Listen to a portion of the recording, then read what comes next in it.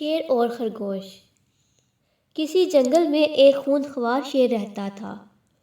وہ سارے جنگل کا بادشاہ تھا، لیکن اس میں بادشاہ والی کوئی بات نہ تھی۔ وہ آئے روز بے رحمی سے جنگل کے جانوروں کو کھا جایا کرتا تھا۔ شیر کے خوف سے تمام جانور چھپ کر زندگی گزارنے پر مجبور تھے۔ وہ اپنی بھوک اور پیاس مار کر سخت مشکلات سے دوچار ہونے لگے تھے۔ بالآخر جنگل کے تمام جانور ایک مقام پر جمع ہوئے اور شیر سے بچنے کے لیے کوئی تدبیر سوچنے لگے۔ تمام جانوروں نے اپنا اپنا مشورہ دیا۔ سب سے آخر میں ایک گیدڑ نے کہا، میرا خیال ہے کہ ہم آئے روز شیر کے ہاتھوں مرنے کی بجائے ہم خود ایک ایک کر کے شیر کے پاس چلے جایا کریں۔ اس طرح وہ روزانہ کسی ایک جانور کو کھا لے گا اور باقی سب بلا خوف و خطر سکون سے زندگی گزار سکیں گے۔ گیدڑ کے مشورے پر تمام جانور رضامند ہو گئے۔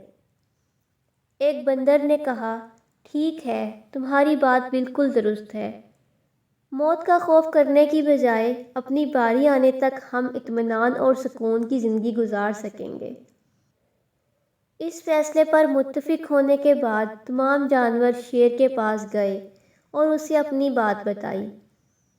جانوروں کی باتیں سن کر شیر نے کہا، میں بادشاہ ہوں، تم لوگوں کی بات مان رہا ہوں، لیکن ایک بات غور سے سنو۔ اگر کسی دن مجھے جانور ملنے میں تاخیر ہوئی تو میں خاموش نہیں بیٹھوں گا اور دوبارہ تم سب پر حملہ کرنا شروع کروں گا۔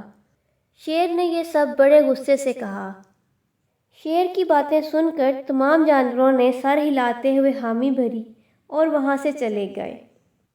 اس دن کے بعد تمام جانور قرعہ نکالتے اور جس جانور کا نام نکلتا وہ اپنی باری پر شیر کے پاس چلا جاتا اور شیر سکون سے اپنے پاس آنے والے جانوروں کو مار کر اپنی بھوک مٹاتا۔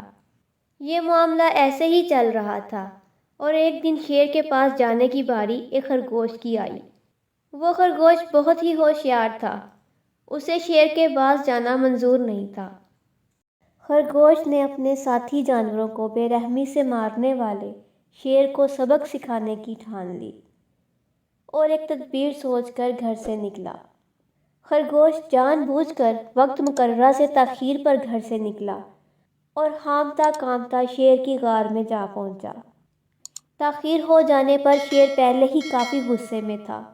خرگوش کو دیکھ کر غصے سے دہاڑا اور کہا، میں نے تم سب کو پہلے ہی کہا تھا کہ اگر دیر ہوئی تو میں خاموش نہیں بیٹھوں گا۔ تم نے وعدہ خلافی کی ہے، اس لیے اب میں جنگل میں جا کر اپنے من چاہے جانور کا شکار کروں گا اور کھاؤں گا۔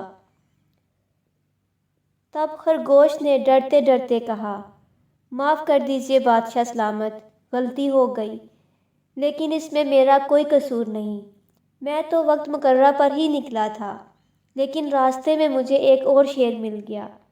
اس نے جیسے ہی مجھے دیکھا تو مجھ پر حملہ کر دیا۔ میں نے اسے بہت سمجھایا کہ میں اس جنگل کے بادشاہ کا شکار ہوں، وہ اپنی غار میں میرا انتظار کر رہے ہیں۔ اگر تم مجھے مارو گے تو ہمارے بادشاہ تمہیں ہرگز نہیں چھوڑیں گے۔ تب اس شیر نے کہا، تمہارا بادشاہ میرا کیا کر لے گا؟ میں نے کئی ہاتھیوں کو اپنے پنجے سے مار گرایا ہے۔ تمہارا بادشاہ ہو یا کوئی اور، میرے ہاتھوں سے کوئی نہیں بچ سکتا اور میرے سامنے کوئی نہیں ٹک سکتا۔ میں اسے بھی ختم کر دوں گا۔ جب وہ شیر یہ سب بدتمیزی کر رہا تھا تو میں نے اسے کہا کہ تم ہمارے بادشاہ سے آ کر بات کرو۔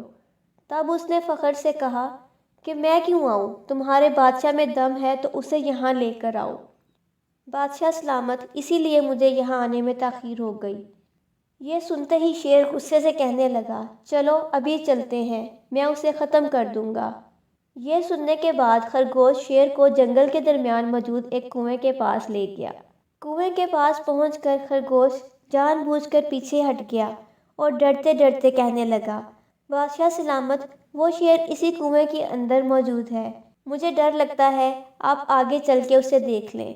خرگوش کی بات سن کر شیر غصے سے فوراً کنویں میں جھانکنے لگا اور زور سے دہاڑنے لگا۔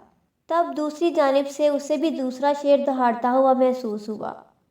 عین اسی وقت خرگوش نے موقع دیکھ کر کہا، دیکھیے بادشاہ سلامت، اسے کتنا فخر ہے، آپ کو کیسے نیچا دکھا رہا ہے۔ یہ کہہ کر وہ شیر کو جوش دلانے لگا۔ شیر نے بنا کچھ سوچے سمجھے فوراً کنویں میں چھلانگ لگا دی۔ کنویں میں کوئی نہیں تھا۔ شیر پانی میں ہاتھ پیر مارتا رہا لیکن کنویں سے باہر نہ نکل سکا اور کنویں میں ہی اس نے دم توڑ دیا۔